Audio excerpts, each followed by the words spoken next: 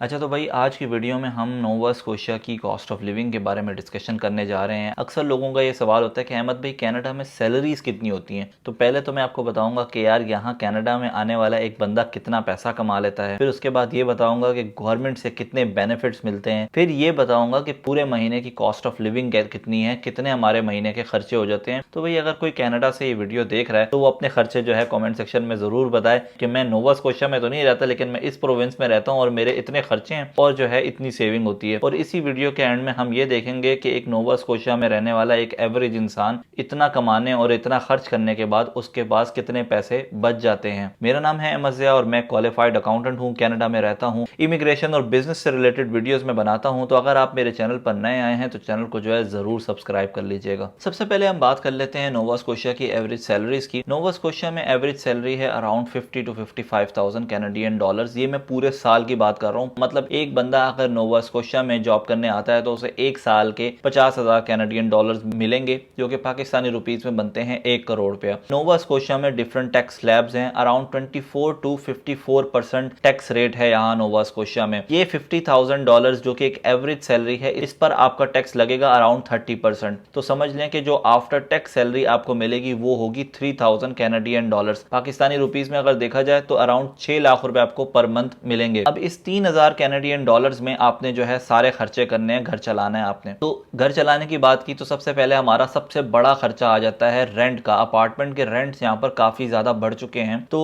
1 bedroom apartment की अगर हम बात करें तो 1 बेडरूम अपार्टमेंट का जो रेंट इस वक्त चल रहा है, हैलिफैक्स की अगर मैं बात करूं, डार्टमouth की बात करूं या बेडफोर्ड की बात करूं, तो वो है around 1,600 to 2,000 Canadian dollars. 1 bedroom apartment, उसके साथ लिविंग रूम होगा, किचन होगा और एक बाथरूम होगा। 2 बेडरूम अपार्टमेंट की अगर बात करूं तो जो सबसे हाई रेट्स इस वक्त चल रहे हैं वो है बेडफोर्ड के एरिया में। वो है अराउंड तकरीबन 2,800 से 3,000 कैनेडियन डॉलर्स। या उसके बाद आ जाता है हैलिफैक्स का डाउनटाउन, जहां पर आपको मिल जाएगा 2,500 से 2,800 कैनेडियन डॉलर्स में 2 बेडरूम अपार्टमेंट। और उसके बाद सबसे जो हल्का एरिया यहाँ पर आता है वो डार्टमouth का होता है, या दूसरे जो है थोड़े दूर दूर इलाके आप कर लें, लोअर सैक्वल हो गया, फेयरव्यू हो गया, इस तरीके के जो इलाके, वहां पर आपको शायद 2,000 से लेकर 2,500 कैनेडियन डॉलर्स में 2 bedroom plus 1 bathroom plus living room और एक किचन वाला अपार्टमेंट मिल जाएगा। तो हम फॉर द टाइम बिंग हम इस वक्त एक एवरेज अपार्टमेंट ले लेते हैं अपने लिए। यहाँ पर समझ लें कि आपको 3,000 सैलरी मिल रही है और उसमें आपने 2,000 डॉलर्स आपने अपार्टमेंट का रेंट दे दिया। अहमद भाई आपने तो बैचलर का बताया नहीं कि अगर हम एज एन इंटरनेशनल स्टूडेंट आते हैं, पढ़ने के लिए आते हैं, तो फिर हमें कितने का अपार्टमेंट मिलेगा। तो भाई यहाँ पर क्या होता है, ज्यादातर स्टूडेंट्स लेते हैं एक सेपरेट रूम। अगर आपके पास ज्यादा पैसा होगा तो आप एक सेपरेट रूम लेंगे। सेपरेट रूम यहाँ पर मिल जाता है अराउंड 800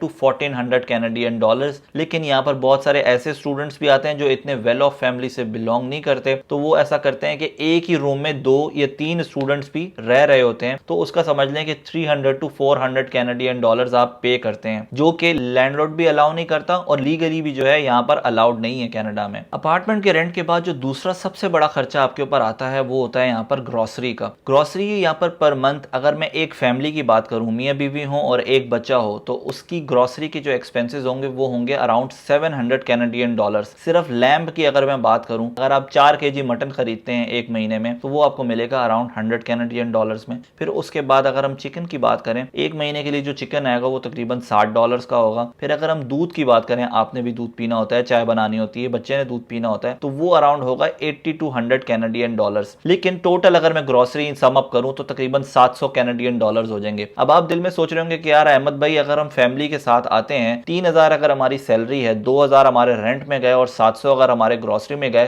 तो फिर बचेगा क्या। लेकिन आपको यहाँ पर टेंशन लेने की जरूरत नहीं है, वीडियो में अभी आगे क्लाइमेक्स आएगा, फिक्र ना करें, जाने दें अभी इसको ऐसे ही। तीसरे नंबर पर हमारे पास जो खर्चे आते हैं वो होते हैं यूटिलिटीज के। यूटिलिटी की अगर मैं बात करूं तो यहाँ पर बिजली बहुत सस्ती है। मतलब 2 महीने का जो बिल आता है एक 2 बेडरूम अपार्टमेंट का वो होता है अराउंड 100 to 120 कैनेडियन डॉलर्स। तो हम इसको फिलहाल ले लेते हैं 100 डॉलर, तो 50 कैनेडियन डॉलर आपका बिजली का बिल बन गया। फिर उसके बाद वाईफाई जो आप घर में लगाएंगे उसका जो मिनिमम रेंट होता है वो होता है $70। यहाँ पर वाईफाई के डिफरेंट कंपनीज ऑपरेट कर रही हैं, जिस तरह ईस्टलिंक हो गई, पर्पल काउ हो गई, बेल हो गया। तो ये 3 से 4 कंपनीज हैं शायद जो इंटरनेट की सर्विसेज जो है ऑफर कर रही हैं। तो आप किसी की भी सर्विसेज ले सकते हैं। जो सबसे सस्ती सर्विस मेरी नॉलेज में है वो $70 की है, जो कि हमने लगाई भी है। इसके बाद यहाँ अपार्टमेंट्स में ज्यादातर हीट, हॉट वाटर और वाटर ये जो है फ्री होता है। मतलब पीने का पानी आपको फ्री मिल जाएगा। हॉट वाटर जो आपके नलकों में पानी आता है, यहाँ पर टैंकर लगाने की जरूरत नहीं होती। उसके अलावा जो सर्दियों में हीट चलती है वो भी फ्री है। लेकिन अब यहाँ पर महंगाई होती जा रही है, तो ज्यादातर अपार्टमेंट के जो लैंडलॉर्ड्स होते हैं वो हीटिंग को खत्म करते जा रहे हैं। ये समझ लें कि अगर आपके अपार्टमेंट के रेंट में से हीटिंग खत्म कर दी तो आपको मजीद 150 से 200 कैनेडियन डॉलर्स पर मंथ देना होगा। लेकिन फॉर द टाइम बिंग हम यूटिलिटीज को ले लेते हैं $70 वाईफाई के और $50 इलेक्ट्रिसिटी के।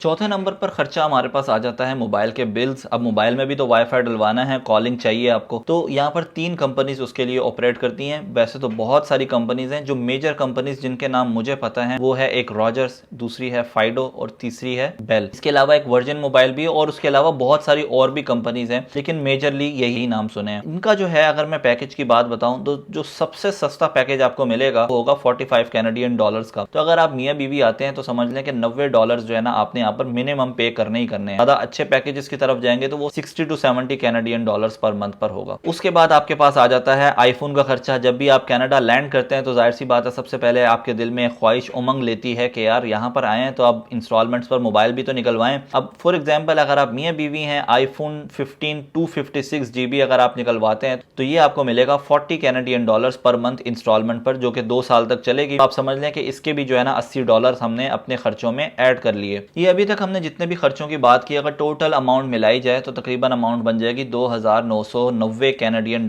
मतलब जो एवरेज सैलरी की जिसकी हमने शुरू में बात की थी वो आपकी सैलरी यहाँ पर हो गई पूरी। इसके बाद अब आपके क्या खर्चे रह जाते हैं? इसके बाद आता है आपके कार एक्सपेंसेस। अगर आप गाड़ी यहाँ पर ले लेते हैं और अगर आपका पहला साल है कनाडा में तो मिनिमम इंश्योरेंस जो आपको पे करनी होगी गाड़ी की वो होगी $300 कैनेडियन। अक्सर जो बड़े बड़े बैंक या बड़े बड़े जो इदारे हैं, जो बड़ी बड़ी कंपनीज हैं, वो 500 से 600 कैनेडियन डॉलर्स इंश्योरेंस डिमांड करती हैं पर मंथ। वो भी थर्ड पार्टी की मैं बात कर रहा हूँ, कॉम्प्रिहेंसिव तो उससे भी ज्यादा होगा। फिर इसके बाद जो है अराउंड $100 आपका हो जाएगा गैस के एक्सपेंसेस। तो तकरीबन आप $400 लेके चलेंगे। अगर आप गाड़ी लेते हैं तो ये मिनिमम खर्चा है गाड़ी का, जो आपने पे करना ही करना है। अगर आप इंस्टॉलमेंट्स पर गाड़ी लेते हैं तो समझ लें कि 400 से 600 कैनेडियन डॉलर्स आप और ऐड कर लें, मतलब टोटल आपका खर्चा हो जाएगा $1000 कैनेडियन। इस वक्त हम अज्यूम कर लेते हैं कि हमने जो है ना गाड़ी ली है कैश पर, हम सूद की तरफ नहीं जा रहे, जो कि हराम चीज है। अहमद भाई अगर हम गाड़ी ना लें और सिर्फ बस पे जो है ट्रैवल करें तो उसका क्या खर्चा होगा? देखिए यहाँ पर बस का जो है मंथली पास मिल जाता है, $82 कैनेडियन का पास होता है। फॉर द टाइम बिंग हम यहाँ पर अज्यूम कर लेते हैं कि आपने गाड़ी भी रखी हुई है जिसके $400 कैनेडियन आप पे कर रहे हैं, और इसके साथ ही साथ आपने जो है तकरीबन $40 कैनेडियन का जो है ना बस पासेस लिए डेली यूजेज के लिए, कि आप समझ लें वर्क फ्रॉम होम करते हैं लेकिन आपको वीक में जो है ना कभी कभार जाना पड़ जाता है। $40 कैनेडियन का जो है ना बस का एक्सपेंस हम यहाँ पर रख लेते हैं, तो उस 2990 में 440 और ऐड कर देते हैं। उसके बाद लास्ट में हमारे पास आएगा मिसलेनियस एक्सपेंसेस। मतलब ये वो एक्सपेंसेस हैं जो आपने सोचे भी नहीं होंगे लेकिन हो जाएंगे। मतलब 700 की ग्रोसरी आपने सोची भी है लेकिन वो 800 पे चली जाएगी। गाड़ी आपने सोची भी थी कि सही चलती रहेगी लेकिन वो खराब हो जाएगी। कोई और जो है खर्चा आ जाएगा। ये आते ही रहते हैं कनाडा में, कभी ऐसा हुआ नहीं है कि ना आए हो। 200 से 300 कैनेडियन डॉलर्स आपने मिसलेनियस एक्सपेंसेस रखने होते हैं। यहाँ पर हम जो है ना 200 कैनेडियन डॉलर्स रख रहे हैं। और इसके बाद जो लास्ट एक्सपेंस हमारे पास बचेगा वो होगा फैमिली सपोर्ट। अब जाहिर सी बात है, आप अगर एज अ स्टूडेंट आते हैं, एज अ वर्कर आते हैं, या आप अपनी फैमिली से दूर रह रहे हैं तो अपनी फैमिली को भी आप सपोर्ट करेंगे। पाकिस्तान इंडिया में आपने रेमिटेंस भिजवानी होगी तो आपने जो है 500 कैनेडियन डॉलर्स आपने पाकिस्तान भेज दिए, तो ये जो है हम ऐड कर लेते हैं इसमें। इस सारे एक्सपेंसेस मिलाने के बाद जो टोटल हमारे पास बन रहा है वो बन रहा है 4130 कैनेडियन डॉलर्स एक महीने के एक्सपेंसेस एक ऐसी फैमिली के जो कि समझ लें कि मियाँ बीवी रहते हैं और साथ में एक बच्चा है। तो अराउंड आप ये समझ लें कि ये एवरेज एक्सपेंसेस हैं। अगर आप आते हैं फैमिली के साथ तो इतने एक्सपेंसेस होंगे ही होंगे। अहमद भाई अभी सैलरी तो खत्म हो गई है तो उल्टा डेफिसिट में चले गए, तो ये अब सर्वाइव किस तरीके से करें? तो भाई अक्सर तरीकेकार इसका ये होता है कि 9 to 5 जॉब आपने की, उसके बाद आपने जो है दूसरी पार्ट टाइम जॉब करते हैं। यहाँ पर लोग पार्ट टाइम जॉब में उबर आता है, किसी स्टोर में जॉब कर ली या कोई दूसरी पार्ट टाइम जॉब कर ली जिसके थ्रू ये सारे खर्चे पूरे किए जा सकते हैं। अहमद भाई इसके अलावा और क्या सोल्यूशन है? इसके अलावा दूसरा सोल्यूशन ये करते हैं लोग कि यार अपनी फैमिलीज को ही नहीं बुलाते, वो अकेले ही रहते हैं। वो बोलते हैं भाई जब तक सेटल नहीं हो जाए,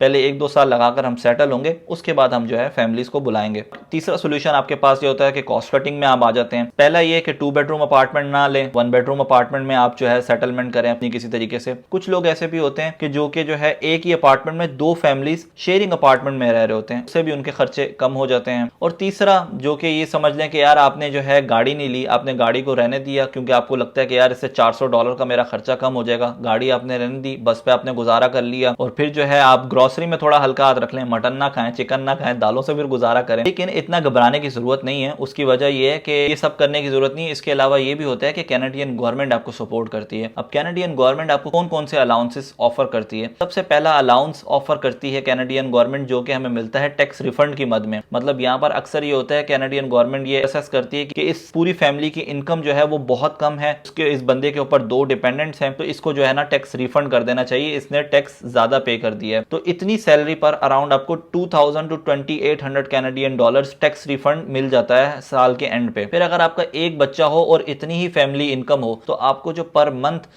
चाइल्ड बेनिफिट अलाउंस मिलेगा वो मिलेगा अराउंड 500 कैनेडियन डॉलर्स। मतलब चाइल्ड बेनिफिट का ये होता है कि 300 से 700 कैनेडियन डॉलर्स होता है, डिपेंड करता है कि कितने बच्चे हैं आपके और कितनी आपकी फैमिली इनकम है। जितनी फैमिली इनकम कम होगी उतना आपका ज्यादा चाइल्ड बेनिफिट होगा। 50,000 की केस में जो है ना अराउंड आपको 500 कैनेडियन डॉलर्स हर महीने मिलेंगे। आपकी फैमिली इनकम बढ़ती जा रही है। फिर इसके बाद जो है 3 और ऐसे बेनिफिट्स होते हैं जो कि कैनेडियन गवर्नमेंट आपको ऑफर करती है। पहला बेनिफिट होता है कार्बन रिबेट का, जिसमें आपको अराउंड मिलेंगे 150 कैनेडियन डॉलर्स पर मंथ। फिर उसके बाद मिलेगा फेडरल क्लाइमेट इंसेंटिव। ये पहली अटेम्प्ट में जब आपको ऑफर करेगी कैनेडियन गवर्नमेंट तो थोड़ा ज्यादा देंगी, मतलब 200-250 कैनेडियन डॉलर्स देगी। उसके बाद आते हैं 25-30 कैनेडियन डॉलर्स पर मंथ। फिर तीसरा बेनिफिट आपको मिलेगा जीएसटी और एचएसटी क्रेडिट। ये क्वार्टरली बेस पर होता है जो कि आपको मिलता है 500 से 700 कैनेडियन डॉलर्स पर क्वार्टर, हर 3 महीने के बाद मिलता है। अगर ये सारे बेनिफिट्स को मैं मर्ज करूं और पर मंथ में बना लूं तो पर मंथ समझ लें कि आपको 1000 कैनेडियन डॉलर्स कैनेडियन गवर्नमेंट की तरफ से ही जो है ना मिल जाते हैं। तो आप यूं समझ लें कि आपकी फैमिली इनकम जो है 3000 से बढ़ के 4000 हो गई। ये इनकम बढ़ने के बाद भी आप यूं समझ लें कि आप अभी भी डेफिसिट में अराउंड 100 to 150 कैनेडियन डॉलर्स। इसको कम करने के लिए, ये सरप्लस में आने के लिए इसका सिर्फ और सिर्फ यही तरीका है कि आप किसी ना किसी तरीके से अपने एक्सपेंसेस कम करें या पार्ट टाइम जॉब्स करें, जो कि यहाँ पर मेजॉरिटी लोग जो है करते हैं। तो अगर आज की वीडियो को बेस बनाया जाए, नोवा स्कोशिया की एवरेज सैलरीज और एवरेज इनकम को देखा जाए और एक्सपेंसेस को देखा जाए, एक